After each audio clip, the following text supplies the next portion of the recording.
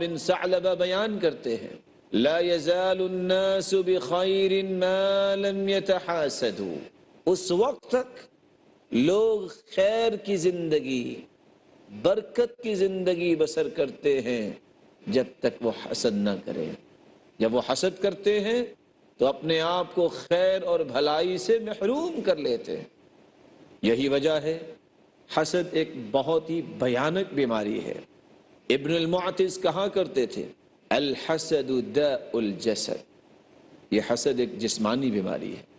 اور بعض حکماء کہتے ہیں الحسد جرح لا یبرأ، حسد ایک ایسا زخم ہے جو کبھی مندمل نہیں ہوتا۔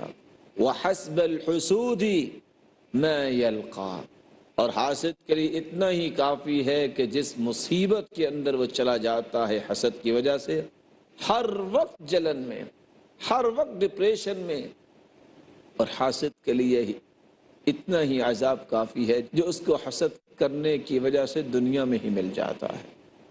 حسد اور حقد ایک بہت بری عادت ہے۔ معاویہ رضی اللہ تعالی عنہ کہا کرتے تھے لیس فی خصال الشر اعدل من الحسد یقتل الحاسد قبل ان یصل الى المحسود، بری خصلتوں میں سے حسد سے بڑھ کے کوئی عدل والی خصلت نہیں۔ حاسد جب حسد کرتا ہے، محسود کو تو ابھی کچھ ہوتا نہیں جس کے ساتھ حسد کیا جاتا ہے، حاسد پہلے مر جاتا ہے۔ کس طرح کی موت اس کو آتی ہے؟ سکون کی موت، چین کی موت، راحت کی موت، برکت اور خیر و بھلائی کی موت، اپنے ہاتھوں وہ مر جاتا ہے۔ ابو ہریرہ رضی اللہ تعالی عنہ روایت کرتے ہیں رسول اللہ صلی اللہ علیہ وسلم نے فرمایا لا یجتمعان فی قلب عبد الایمان والحسد، انسان کے دل میں دو چیزیں اکٹھی نہیں رہ سکتی، ایک حسد اور ایک ایمان۔ اور ابو ہریرہ رضی اللہ تعالی عنہ روایت کرتے ہیں رسول اللہ صلی اللہ علیہ وسلم نے فرمایا ایاکم والظن، لوگوں بدگمانی سے بچ جاؤ، فإن الظن اکذب الحدیث، بدگمانی بہت جھوٹی بات ہے۔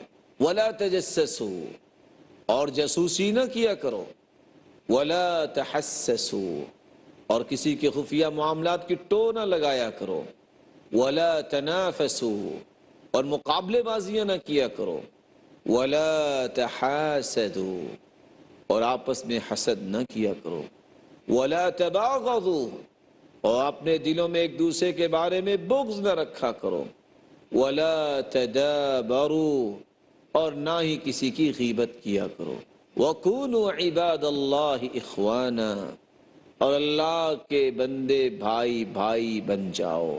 اللہ رب العزت سے دعا ہے اللہ رب العزت ہمیں حسد سے بچائے۔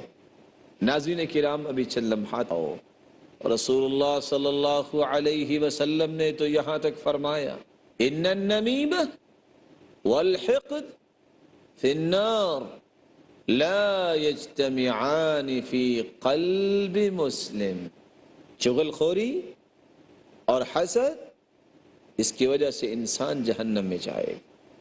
اور بندہ مومن کے دل میں نمیمہ، ایمان، چغل خوری اور حسد یہ جمع نہیں ہو سکتا، بلکہ رسول اللہ صلی اللہ علیہ وسلم نے تو امت کو خبردار کیا دب الیکم داء الامم قبلکم، تمہاری طرف پہلی امتوں کی بیماریاں بھی آئیں گی، الحسد والبغضاء، حسد کرنا اور بغض رکھنا، ہی الحالقہ، یہی تو ختم کر دینے والی بیماریاں ہیں، حالقۃ الدین، یہ تو دین کو ختم کر دینے والی ہے۔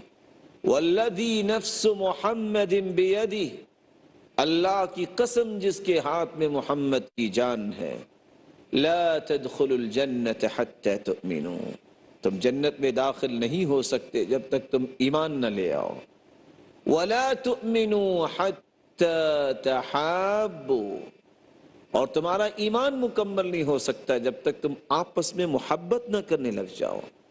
اولا ادلکم آتے ہیں ثلاث من لم یکن فیہ واحدۃ منہن، تین چیزیں جس شخص کے اندر نہ ہوں، کان اللہ یغفر لہ ما سوا ذلک، اللہ رب العزت اس کو معاف فرما دیتے ہیں جو اس کے علاوہ ہو۔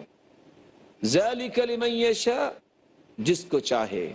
من مات لا یشرک باللہ، جو شخص اس حالت میں مر جائے کہ اس نے شرک نہ کیا ہو۔ ولم یکن ساحرا، اور وہ جادو کرنے والا بھی نہ ہو۔ یتبع السحرہ، جو جادوگروں کی اتباع کرتا ہے۔ ولم یحقد علی اخیہ، اور جو کسی مسلمان پہ حسد نہیں کرتا۔ یہ تین گناہ نہ ہوں تو اللہ رب العزت اس شخص کو معاف فرما دیتے ہیں۔ اللہ رب العزت ہمیں حسد کی بیماری سے محفوظ فرمائے، اور اللہ رب العزت ہمیں مسلمانوں